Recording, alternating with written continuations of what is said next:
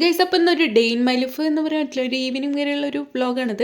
അങ്ങനെ നമ്മളെ 4th sem exam തുടങ്ങി. ഇതിപ്പോൾ 3ാമത്തെ എക്സാമാണ്. അങ്ങനെ കോളേജിലെത്തി എക്സാം എഴുതി, അത് കഴിഞ്ഞിട്ടുള്ള കാഴ്ചകളാണ് ഇപ്പോൾ നിങ്ങൾ കണ്ടുകൊണ്ടിരിക്കുന്നത്.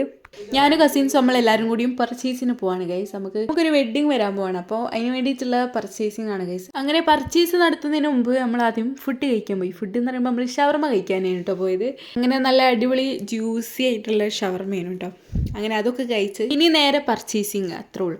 അങ്ങനെ ഗൈസ് നമ്മളൊരു ഫാൻസി കയറി നിന്നിട്ട് നമ്മൾ ഫസ്റ്റ് തന്നെ ബാംഗിൾ കേട്ടോ നോക്കി. അങ്ങനെ നമ്മളെല്ലാവരും ഈ ബാംഗിൾ വാങ്ങി. പിന്നെ ഓരോരുത്തർക്ക് ആവശ്യമുള്ള സാധനങ്ങൾ ഇങ്ങനെ വാങ്ങി. പിന്നാണ് ഈ വെയിലായതുകൊണ്ട് തന്നെ ഒരുമാതിരി ചൂടും ഒക്കെ ആയിട്ട് തണുത്ത വെള്ളമൊക്കെ കുടിച്ചപ്പോഴാണ് പിന്നെ ആശ്വാസമാവുന്നത്. പിന്നെ ചെരുപ്പ് വാങ്ങാനാണ് കേട്ടോ പോയത്. അങ്ങനെ ചെരുപ്പ് ഷോപ്പിംഗ് ഒക്കെ കഴിഞ്ഞതിന് ശേഷം പിന്നെ ലെൻസ് വാങ്ങാൻ പോയി. നമ്മളെല്ലാവരും ലെൻസ് ഇടുന്നുണ്ട്, അപ്പം അതിൻ്റെ പർച്ചേസിങ് ആണ് എടുത്തത്.